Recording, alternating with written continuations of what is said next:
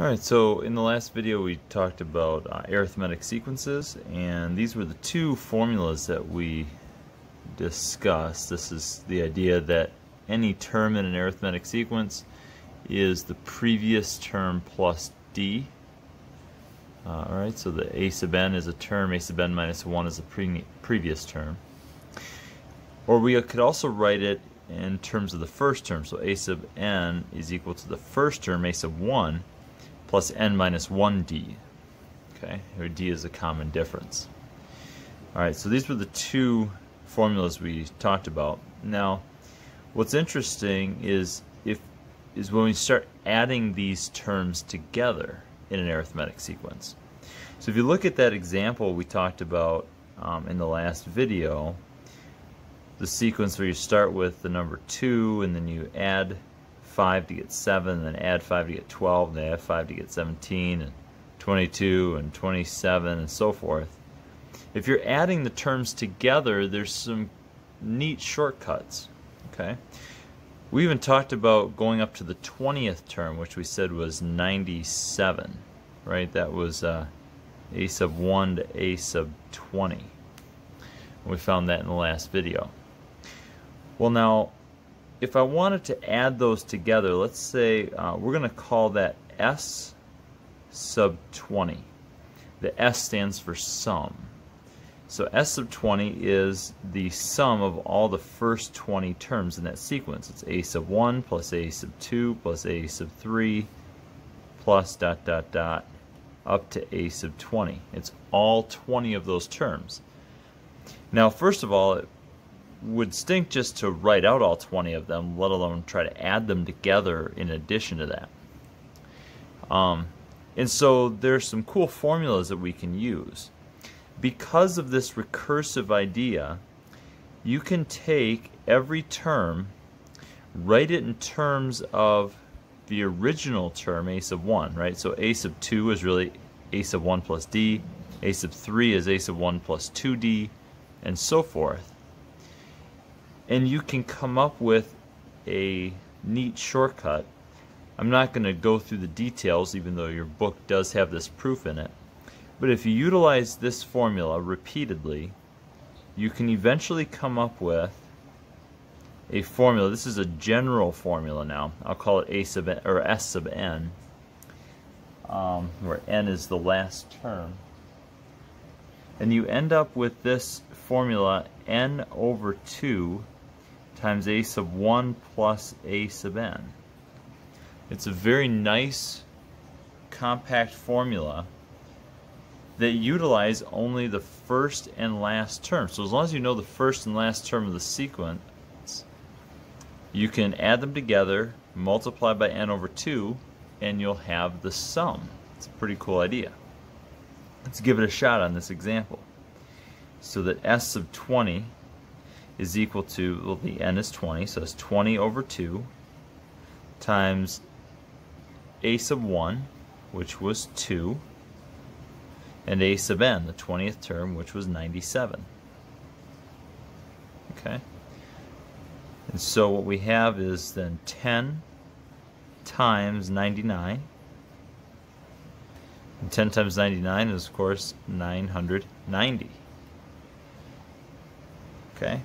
So if you were to take the time to sit there and add up all 20 of those terms, you would eventually get 990 as your answer. Just to prove it to you, and I know this takes a minute, but I'm going to type them all into my calculator and show you. Okay? So if I were to just take 2 plus 7 plus 12 plus 17, and I'm just going to go, I'm going to add 5 every time till I hit 97. So 22, 27, 32, 37, 42, 47, 52, 57, 62, 67, 72, 77, 82, 87, 92, and 97. Now hopefully that's 990, and it is. And hopefully I did not type anything wrong there, which it looks like I did not. Okay, so I end up with 990, which is what we had before. So that's perfect. All right. So the idea here is this formula for S sub n is a shortcut to add the first n terms of any arithmetic sequence. And again, it only works for arithmetic sequences, okay? Not for any other type of sequence. All right, let's look at one more example. We'll use the summation notation this time. Go back to the other example we saw in the last video. We're going to find the sum of the first, let's go 50 terms of, what was that example? It was 3n plus 1. Okay, we proved in the last video that this was arithmetic. Now we're going to add them together. To add them together, we're going to use this summation notation that we talked about last time. The summation, we use the, we can use n's. It'd be the sum n equal 1 to, let's see, the 50th term, so we're going to go up to 50, right? The first 50 terms of this thing, 3n plus 1. Now generally if there's more than one term, we throw that in parentheses. Okay. And while we're at it, let's call that S sub 50 because that's the sum of the first 50 terms. Well, I know it's arithmetic, and we also found in the previous video that the D value was 3, right? We took two consecutive terms, subtracted them, and found the difference, the common difference was 3. And so, knowing that, what I need to do is find a sub 1 and a sub 50. Well, let's look at a sub 1. All I gotta do is plug a 1 into the formula, right? 3 times 1 plus 1. Well, that's going to be 4. Right? 3 times 1 is 3, plus 1 is 4. And so a sub 50, remember, is found using one of these two formulas, and because we don't know a sub 49, we'll go with this one on the right. It's a sub 1 plus 50 minus 1 times 3. So a sub 1 is 4. 50 minus 1 is 49. D is 3. Right? So there I can find the 50th term. 49 times 3 is 147. Add 4 to that and you get 151. Okay. So now my formula tells me, this formula up here, tells me that this sum is equal to n over 2, well n is 50, so it's 50 over 2, times a sub 1 plus a sub n. A sub 1 is 4.